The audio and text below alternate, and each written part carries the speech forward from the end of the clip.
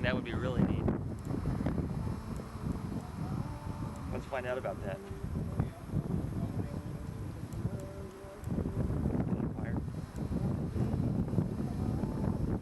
Now these are called peck pads. I buy a pack of 100 for about $6, and they're for cleaning lenses and stuff. So, yeah.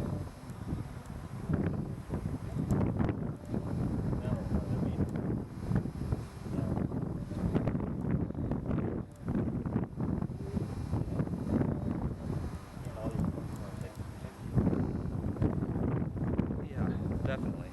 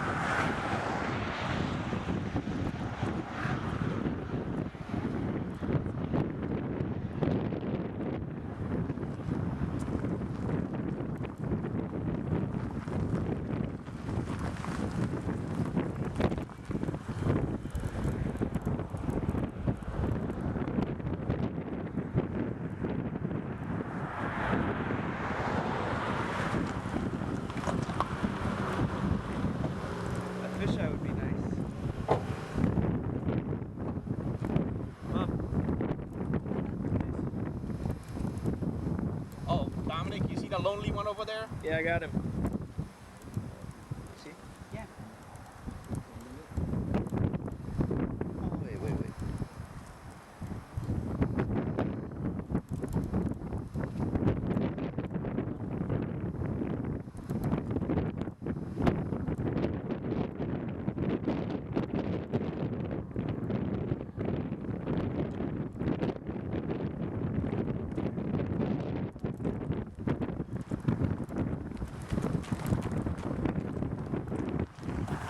Toe warmers, they have adhesive things and they'll kind of conform to your toe. Okay. Glue them to your toe. Yeah. Take one, take two. Braving the, what are they called? The bog. Oh, it says 10 seconds. Take two. I know you're recording. Yeah, but it counted down to 10. I guess to have buffer or something. And off we go. Isn't that nice though to be able to pull over and just pull right on without? Oh wait, never mind. You gotta watch behind you. There's a lot of a-holes. Don't forget your Those seatbelt. people from Boston. Boston, huh? Like the Boston Tea Party. Yes, they came to get even with the British. The Brits.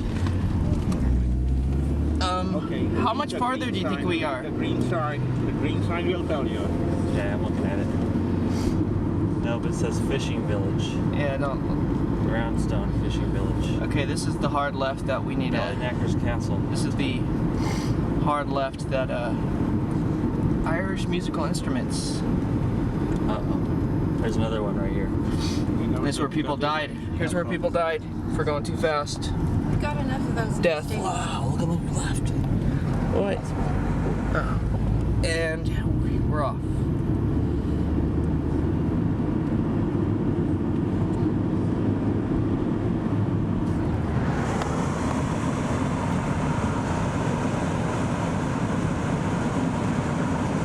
That was nice. I bet you guys You love them sheep, don't you? Fabulous. People don't have any signs to graffiti. They I do want to have sex with a sheep before. Hard left. We just ran over. medium left over crest. I do want to make love to a sheep before we leave Ireland. If you don't mind. You hear him? He would love to make love to a sheep before he leaves Ireland. And we got it on film. It's that Serbian Hey, heritage. what if we meet this beautiful girl tonight and she's totally in love with you and you ask her name? She's like, it's a sheep. I made love to a sheep. A sheep McGoat. A sheep, yeah. McGillicuddy. God, there's not going to be one girl in this town. There better be. No, we're getting farther and farther away than from attractive land than you can get. Oh, the kid's drunk. There wasn't a whole lot of attractive women in the last town. That's what I'm saying, and it's getting worse and worse and worse. Isn't that weird? You go to San Diego and there's just gorgeous girls everywhere. Yeah, doesn't that make you think that, like, Is it the hair, the jeans or something? it's just the good-looking people breed with the good-looking people, and, like, out here, you know, you get what you got. Probably half the girls out here are inbred at some I time. almost wonder if the girls dolled themselves up like they do in San Diego, if they would look a lot better, you know? Let me just remind you of the girl you sat next to on the plane. Yeah, Yeah, They're here somewhere. she was good looking. she was a barmaid. She was kind of an older gal. She was probably really good looking in her day. You know, She's probably a 15, sex kid. 15, 20 years ago, I bet she was really, really good. Look at all that. See all that? To the left? Amazing. Coming down over here, this is a creek. Rushing. Right? Like Ship Creek. Can you imagine a crazy boulder topples off the top, rolls down? Imagine that. Up Ship Creek without a paddle. Oh, Dad, son, can you climb up to the top and get me a boulder now? A souvenir boulder. Man, I could use a massage. I hope they have a massage bar. Look at that, he's behind, Wow. pulling. My back That's one hurts thing so I bad. really don't think they have. Well, they did in the first town. It's a youth Ennis. hostel. Oh, wow, look at that. Youth hostel. Maybe some young girls there. Not me, not me. I'm sure he's pulling sheep on there. Yeah, I noticed that. That's Mary was saying that they really suffered with that days and days of rain because their coats got so heavy they could hardly walk. Oh, Shave them up. yeah. A nice shave. They couldn't shave them, Mom? I think that's done in season. You know, I don't think they can do Oh, it they all keep the them for time. their fur, their wool. Yeah, they should. They don't eat their sheep? They probably do. I didn't ask because I didn't want to know. Right. As long as they didn't serve us mutton. Oh, medium right.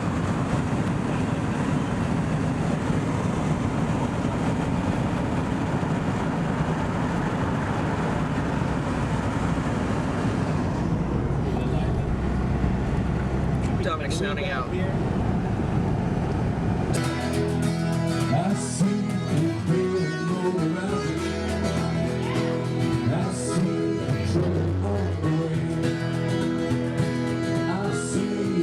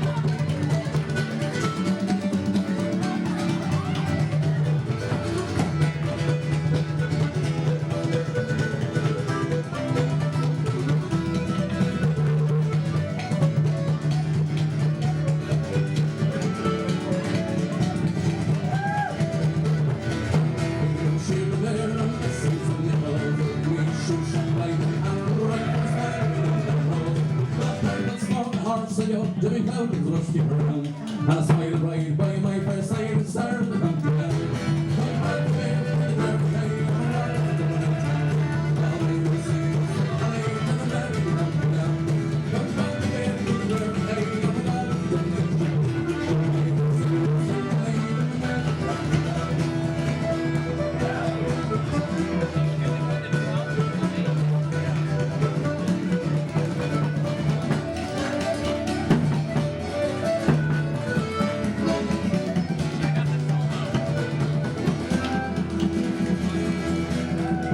Thanks so much for listening. Thank you.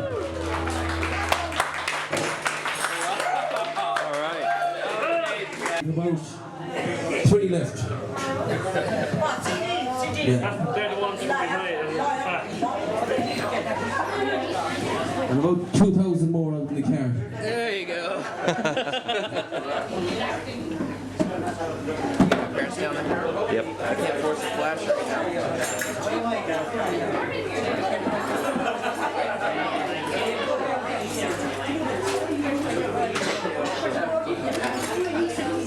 Ooh, hey, look at that one. There you go. I got a bunch of good ones in. See?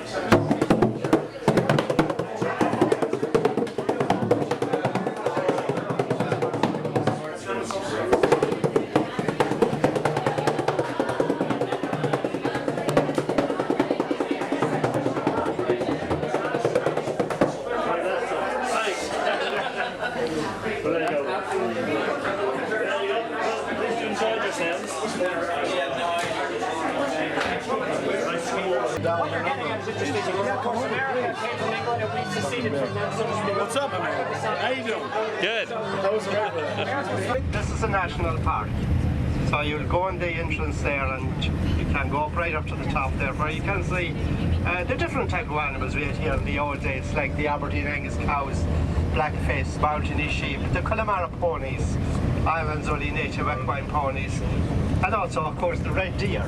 Now that has been reintroduced into that park over the last few years now. It was nearly extinct, but they reintroduced them back into the parks again, like the Glenveigh National Park in Donegal, Killarney National Park in County Kerry, and now we have them here in the Connemara National Park. How often do you get snow? Very rare. The last time we got snow here in Ireland was 6 years ago. 6 years. We got Good choice, three- guys. We got 3 inches of snow. It lasted for a whole 3 days, and we all stayed indoors looking out at it. Oh, wow. We're afraid to get out. Cool is that? Yeah, I bet.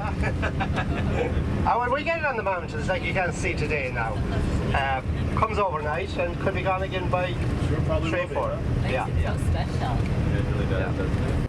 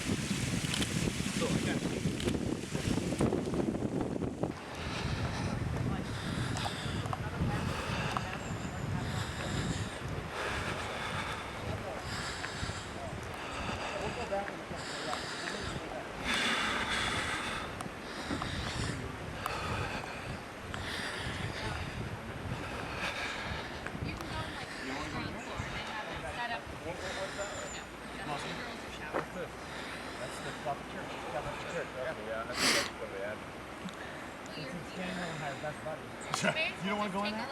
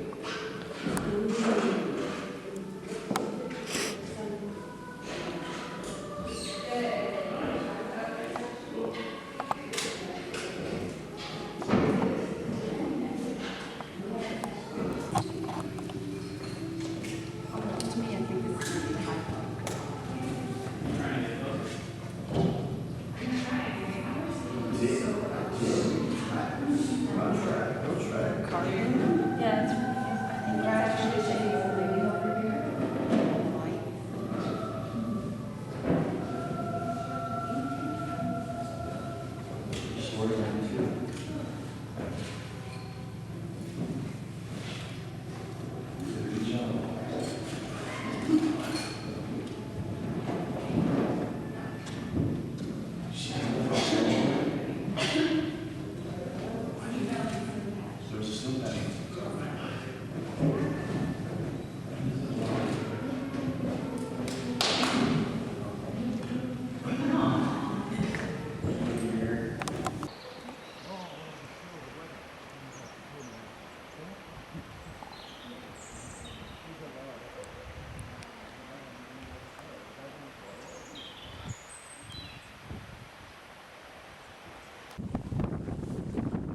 Oh, it's a good mode. Do you have landscape mode? Yeah. That's a great mode to draw this because it'll give you a huge depth of field automatically every time. Oh, okay. So it's really good for like a quick shot you can set up.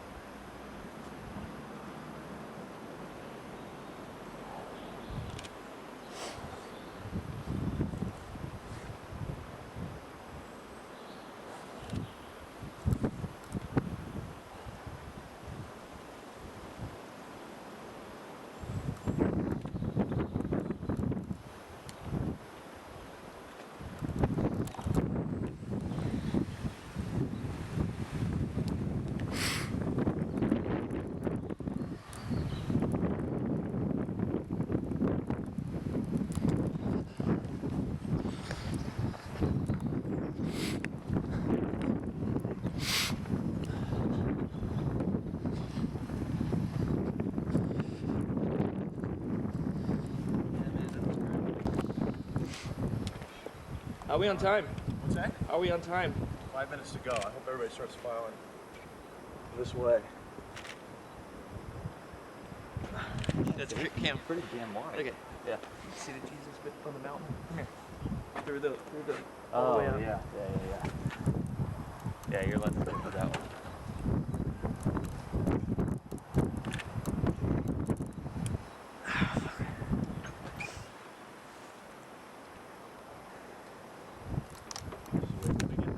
What? Oh, picture? Although you're sitting somewhat out of it, can you get more comfy? Very comfy. Oh yeah? You don't look comfy. You got it. Yeah, your lens is better for that. What?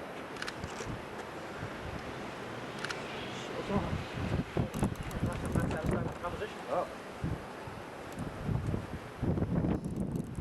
Andy, were you good when I came out?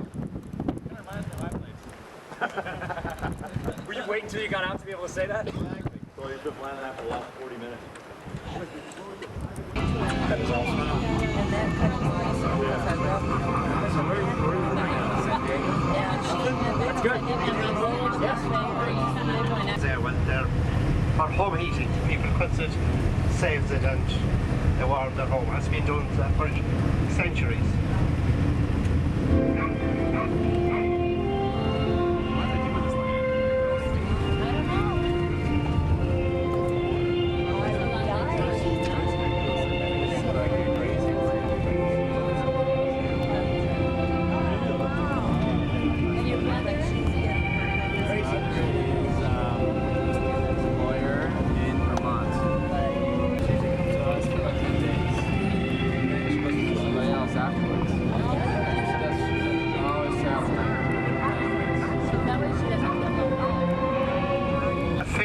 Where the farmers will sell the foal from the Connemara ponies.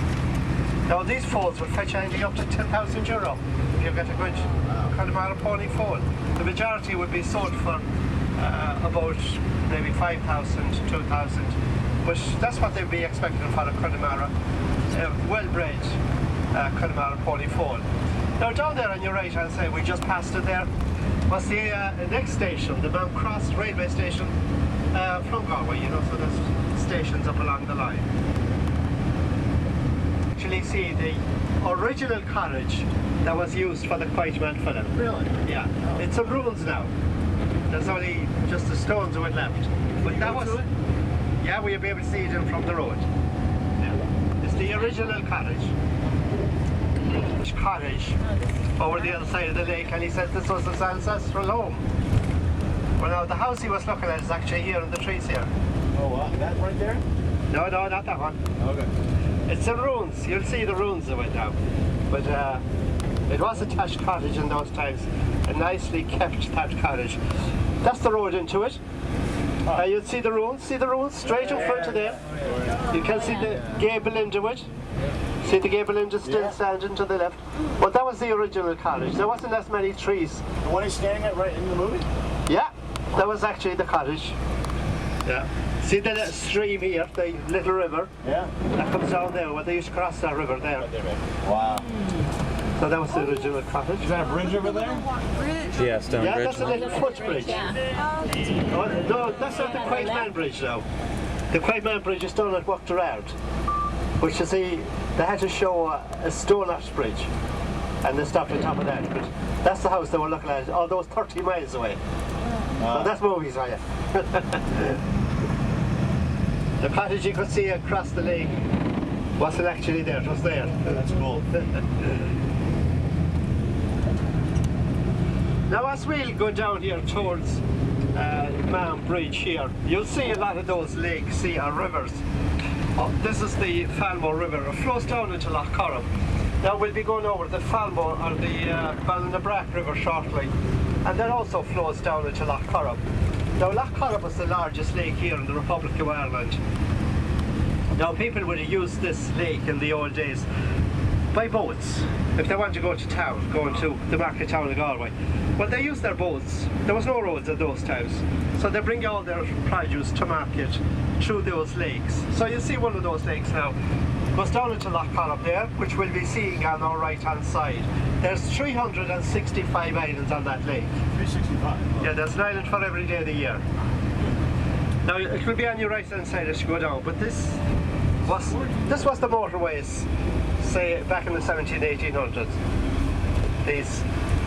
This house here in front of us, which is today a public house, well, that was built in 1820 by a man called Alexander Nemo.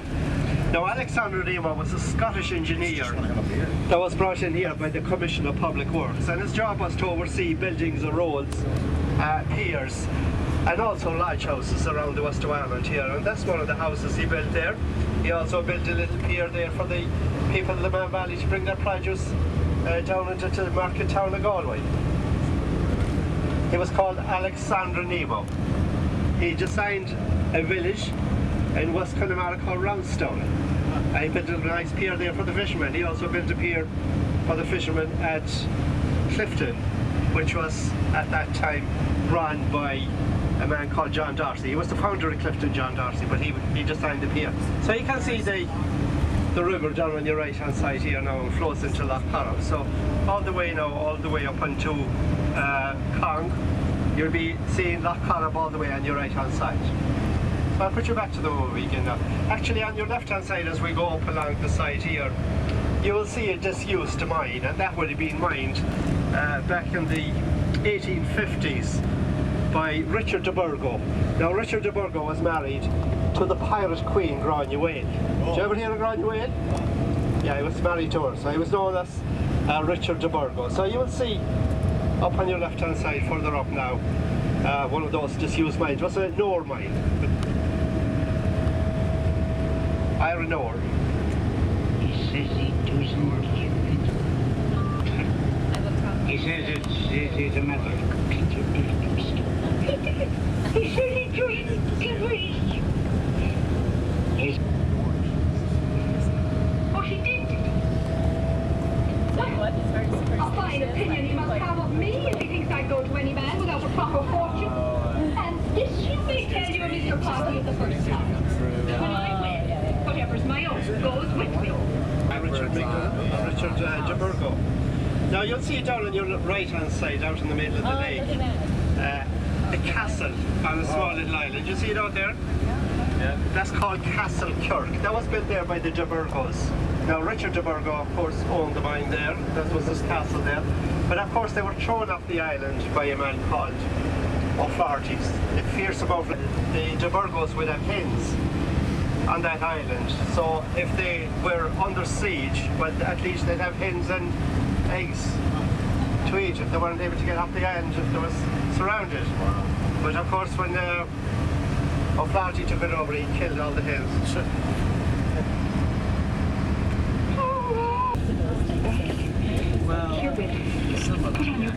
It is so deeply ingrained in our Well, Dad, they're coming to the front door. God bless all of us. Stana, we would like a word with your brother. You've noticed, I presume, that I'm wearing my... Go down on the road that runs to the back of Atlee. Say when you go down to Letterfry, if you turn left and then turn right again at Tully Cross, it brings you across along the Atlantic Ocean. There's a lovely beach just at the mouth of the river on the Killery Fjord. So that's where that scene that you can see on the television there, where that race took place.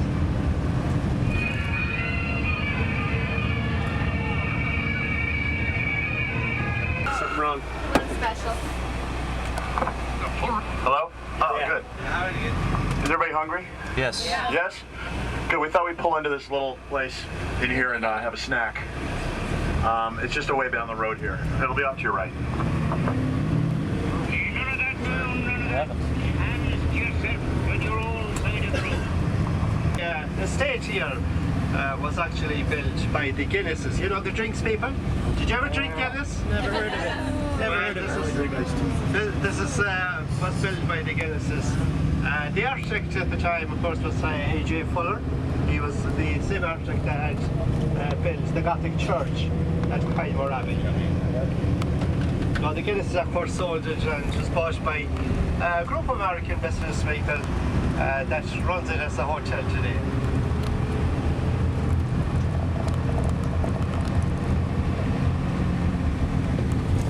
So if you're into golfing, horse riding, fishing, well, you're in paradise here. Now the lake you'll see on your left hand side again is Lough Corrib. And directly out from the castle you'll see Jingle Island. It's a monastic island where there's churches that dates back to the 12th century. During the summer there's boat trips out into the Corrib here. And that's it in front of us. Ashford Castle.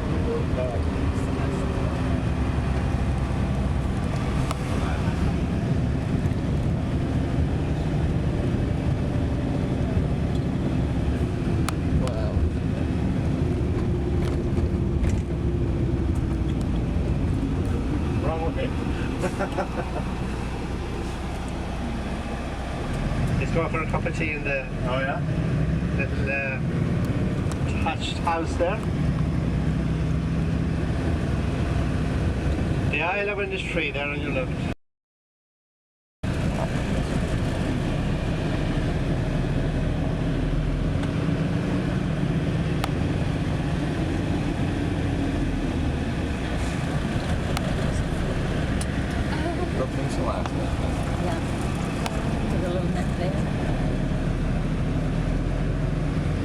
All right. Okay, we're here.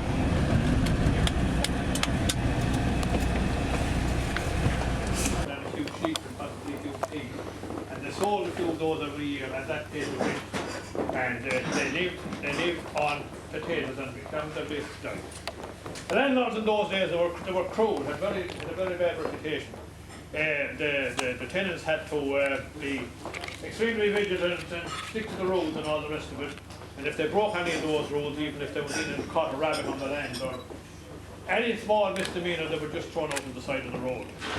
And they were tough times in Ireland. At that time in Ireland, in the 1800s, there were 8 million people in Ireland. People might say to me, if there were 8 million people, where is the evidence of where they lived? There isn't any evidence. They lived in hovels and shacks that they built maybe overnight from salt and straw and that type of thing. The houses and the conditions they lived in were absolutely basic. Very, very poor conditions. And as I said, in those days they lived on potatoes was their main diet. And in the 1840s in Ireland, the potato crop failed. And because the potato crop failed, the main diet was gone, and millions of people died in Ireland in those days. They died from starvation. And those who could afford it or could get the fare together, they immigrated mainly to America. So that, are you Americans, by the way? Yeah. If you are, I'm sure you can trace people that came over to Ireland way back to the 1800s. The people who could afford it or get a few pounds together, they immigrated to America. Mostly to America. Few of them went to England, but mostly to America. And what they did in those days, the people who went, when they got a few dollars together, they sent back and brought out their extended families and brothers and sisters and all the rest of it. But because the potato crop failed, the tenants died, they weren't able to pay the rent, and the Browns, the landlords at that time, they got into financial difficulties and they weren't able to maintain the estate, this estate that we're on now. And it was taken over by the courts, the Incumbents Estates Courts. There was a court that was set up to regularise estates that had gone into financial difficulties and straighten out rents and leases and all the rest of it and make the estate available to be taken over by somebody else. The Browns had to abandon the estate because they weren't able to maintain it because of their financial difficulties. And at that time in Ireland, there weren't many landlords or people who had the sort of money that could buy this estate, but the Guinness family, the people who make the black beer, you probably heard of Guinness or heard of the black beer that we have in Ireland. Well, even at that time, back in the 1800s, they were a famous family at that time, the Guinness family were. They had made their money from brewing in Dublin. They were there from the 1700s. And they bought the estate. They bought the estate through the Incumbents Estates Court back in the 1850s. And they're the people who developed this estate and basically built the castle, mainly as we see it now. When they took over the estate here, the place was completely bare. There were no trees in it. It was just bare ground. One of the first things they did, they started a planting program. They were very interested in tree planting. And they wanted to have trees in the immediate vicinity of the castle. In order to do that, they relocated the tenants who had little farms in the immediate vicinity of the castle, as we see it now, of the building. They relocated those tenants out to the perimeter of the estate and gave them new land and built houses for them and planted the area in the immediate vicinity of the castle. Now, they were, as I said, they were very interested in tree planting. And when they decided to do their planting, they found that we had a limited number of native species of trees in Ireland. So in order to expand and plant the woods, they went all over the world for trees to a similar climate to Ireland, trees that would grow, the trees that grew in a similar climate that could be planted over here. And with that in mind, they went all over the world, and they got a lot of trees from America. Some of the old pines that are here, they're from America. We have a lot of American species here. In fact, on the estate here, which is very unusual, we have Californian redwoods actually, that were planted by the Guinness family. And they're the same Californian redwoods as you have in California. They're not as big now as the ones that are in California, but Perhaps later on. But anyway, the Californian redwoods are here. They brought over the seed, planted the trees, and they're quite big trees now. I believe, or we're told, that they planted trees for 3 different reasons. First of all, for the aesthetic value of trees. They like to have the trees around the castle. They look well. The forests look well. Look better than bare land. Secondly, they planted them because the end uses could be put to used for building and building construction and fencing and boat building and all the rest of it. And thirdly, they were very interested in game shooting. And in order to have game shooting, they had to have cover. In order to have cover, they had to have woods. So they planted the woods, and they stocked them with pheasants. They had a fantastic pheasant shoot here. And it also was a very woodcock shoot. Good woodcock shoot. I don't know if you ever had it before called a woodcock. A woodcock in Ireland is a great challenge for gunmen. They're birds that migrate down from the northern Europe in the winter time when they drop into the woods here. And they're a great challenge for shooters. They're not like pheasants. When they rise up from the ground, they don't fly in a straight line. They go zigzag everywhere, so that if you can shoot woodcock, you can shoot. You're a good shot. And because in order to stop the place with pheasants and woodcock, they brought over gamekeepers from England and Scotland, because at that time shooting was big pastime in England, as it still is today. In fact, the shooting became so good that it was one of the most famous shoots in Ireland for woodcock and pheasant. And in 1905, the then Prince of Wales of England, who later became King George V, he came over here with his entourage, and he spent a week here shooting back in the 1900s. And in the early 1900s, they set up a record for a day's woodcock shooting for the British Isles, as we call them, that has stood to this day and will probably be never beaten, something like 700 woodcock in a week. Anyway, that's the shooting. When they set up the woods, they also set up a little sawmill in the village in Cork, which is about a mile from here. A water-powered little sawmill, which operated efficiently up till 1951, and powered by water. They also set up in the village a water pump, which pumped the water from the village right into the castle here, because at that time, and even to the present day, the water that flows under the bridge here, that comes through the village in Con, and at that time the sewage facilities weren't very good, or septic tanks, and that, so the water would have been polluted. So the water in the village in Con comes straight up out of the ground, and Guinnesses in their wisdom, they put a pump where the water came out of the ground and pumped the water right into the castle here. And it's still coming from that base, from that underground stream from Con, right into the castle here and right into the fountain. That fountain was back to the Guinnesses. Now, when the Guinnesses took over the estate, unlike the Browns and a lot of the landlords in Ireland at that time, they were very good landlords. They were very good employers. They looked after their employees very well. Not alone did they look after their employees directly, but they looked after their extended families as well. If any of the extended family got sick or had any difficulties, they would look after them. In fact, the same applies in their brewery. It applied in their brewery in Dublin. It was the ambition of anybody in Dublin, or a lot of people in Dublin, to get a job in Guinness's. If they did, they were made for life. They had a good job for life, and their extended family were looked after. And they were good landlords.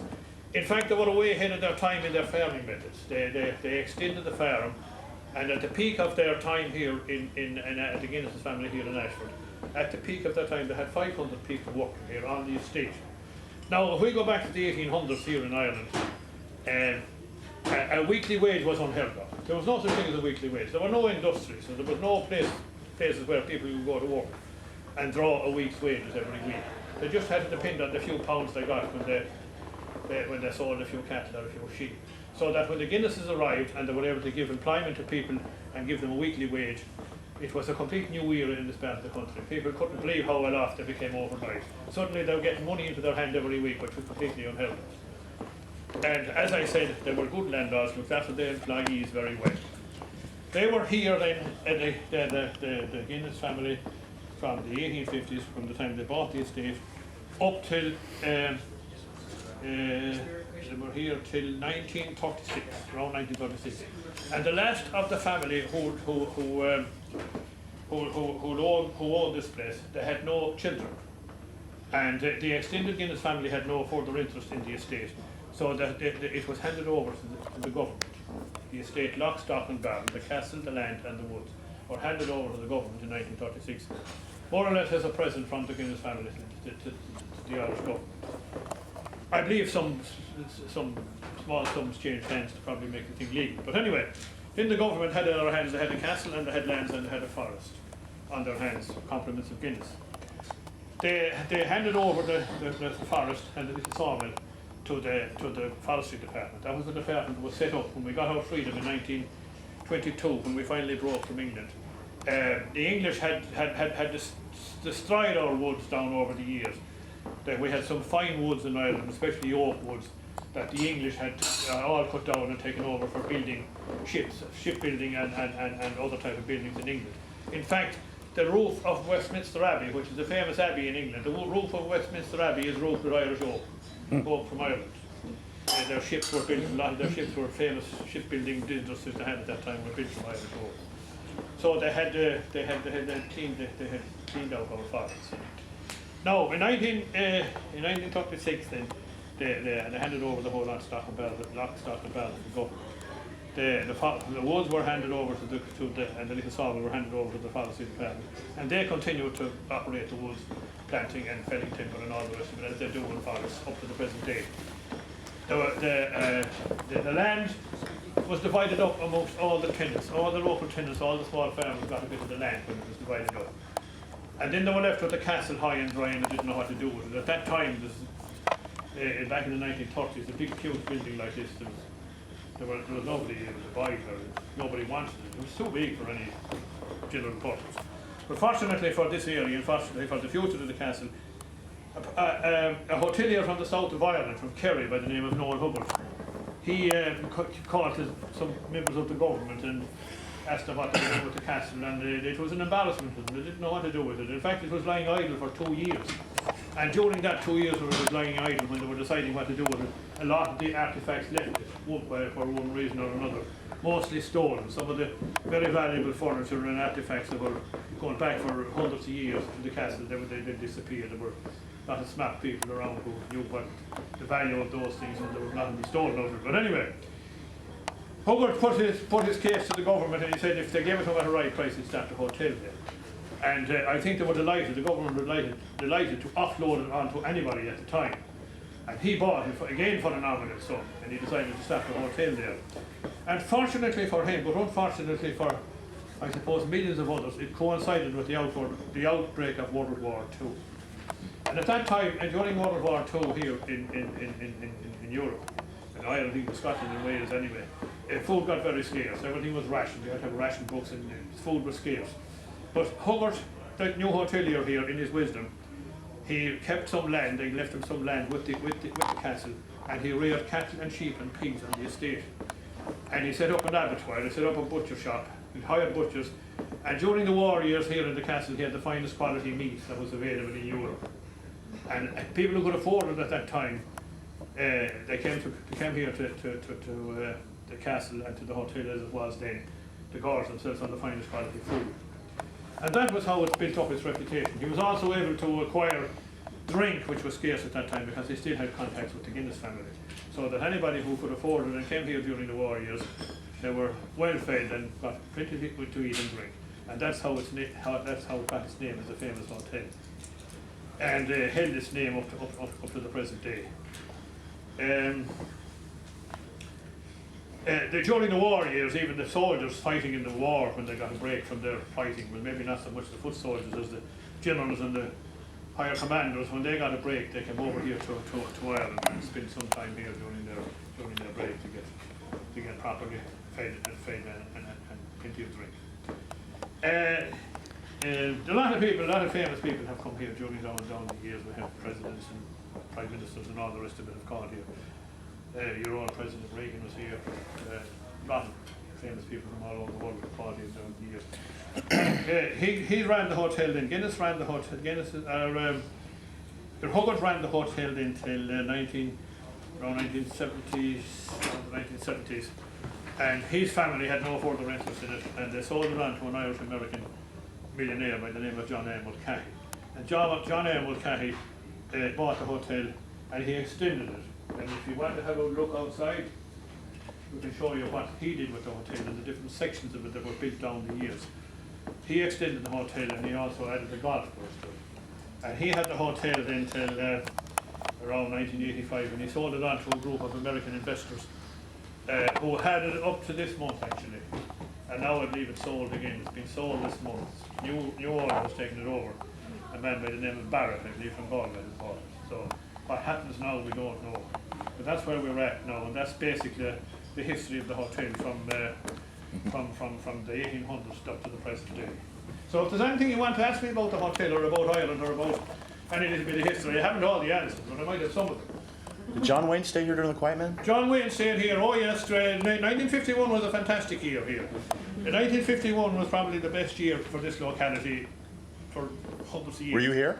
I was indeed, I met John Wayne actually. Phenomenal.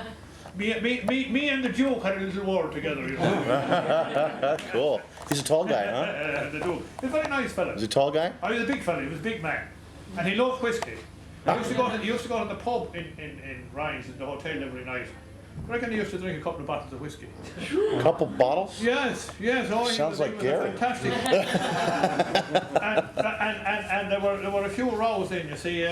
John Ford was the producer of the movie. And the following morning, you know, the weather, as you know, sometimes it's not so good. But if there was a fine day and the sun shining, John Ford would want to get on with the business of filming, you see. And there was John Wayne in bed with a sore head, and then the row started. Nice. Couldn't get out. 1951 was a fantastic year. The movie was made, and the offshoot of that is still to be seen in the locality. We have all sorts of cafes and hotels and all the rest of it called after the movie, you know. And people have used it for their own use, and good luck to them. But also 1951 was a famous year because that was the year we got electricity.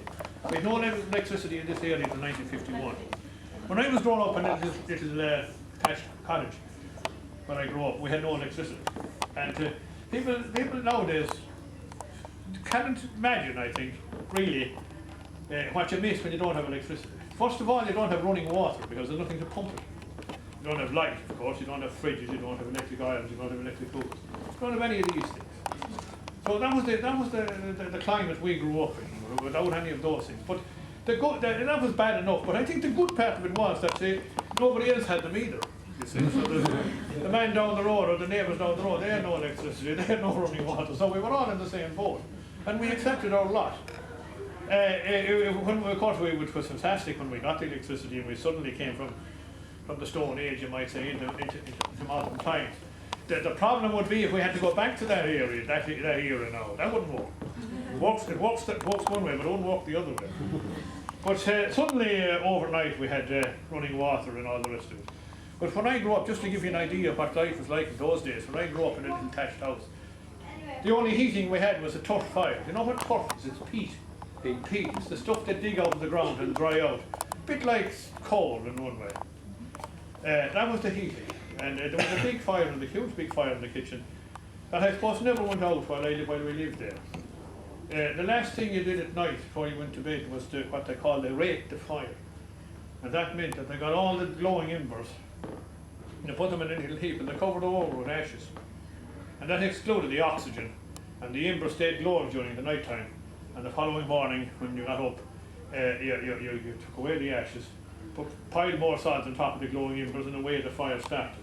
And in those days, there's a complete different lifestyle now. In my young days, when we were growing up, the only thing my late mother bought in the shop was tea and sugar and salt and bread soda. All the rest was home produced. We had cows, we had milk, we made the butter, we had chickens and geese and turkeys. We had the land where we grew wheat and oats, turnips, vegetables, potatoes, the whole lot. And the meat was basically what was bacon. Bacon is cured pork. I don't know if you ever heard the word bacon. It's cured pork. We kept pigs, and they were killed. If some of those were killed, every so often one of those was killed, and cured by a special process of salting. And you could keep, it was able to keep the cured pork would last for 2 years. It would be hanging up in the kitchen in big fletches, and it would be smoked from the tough fire. It was absolutely gorgeous. And the ritual was when we got up in the morning, we got the fire going, we got out the pan, and you just reach up and you cut off a few big slices of this bacon, maybe a foot long or a couple of rashers would be hanging out over the pan. You got the eggs that come in from the fair there, and you had a big fry up. And then you had the brown bread, which was made from the flour, which was grown on the farm and brought to the local mill, and turned into flour. And then we had the butter, which came from the churning and the butter and the milk on the farm. And that was the breakfast. And you know what we didn't realise is that was all organic food. All organic food, and we didn't know it. And now in Ireland, I don't know what it's like in America. But if you got organic food now, if you bought it, and if you could be sure it was organic, you'd pay through the nose for it. And it might not be organic at all. But that's what we were raised when we were raised on organic food, all organic food, and we didn't know. That was the times that were in it. But as I said, in 1951, when the electricity came, the whole scene changed. We came from being from the fire. I mean, as I said, from the Stone Age to modern living overnight. Suddenly we had fridges, and we had all the radios and electric radios and all the rest of it. And I remember, just to give you an idea of the prices at the time. I remember I was working in those days. The first job I ever had actually was working when they were installing the electricity. And I remember I had £5 a week. That was my wages at that time. £5 a week. And the first item we bought, the first modern item we bought in the little cottage where we lived, was an electric radio. And that cost £20. I remember those two figures well. £5 a week. 4 weeks' wages to buy a radio. That gives you an idea how the prices were at that time. You get a hell of a good radio now for 4 weeks' wages. Yeah. But those were the times that were in it. So that's basically, yes? I wanted to know more about how you get peat, and does it replenish easily?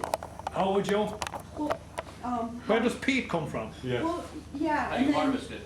Well, peat is decayed vegetation. Peat grew in wet areas. Supposing you had a lake now, and a shallow lake that got constantly was wet, watery. Plants that grow in these moist conditions constantly kept growing and rotting in that lake. And over thousands of years they grew and grew and grew, so that, after maybe a few thousand years, you had a mushy section of decayed vegetation. Very, very soft, pure, soft, very, very soft. And that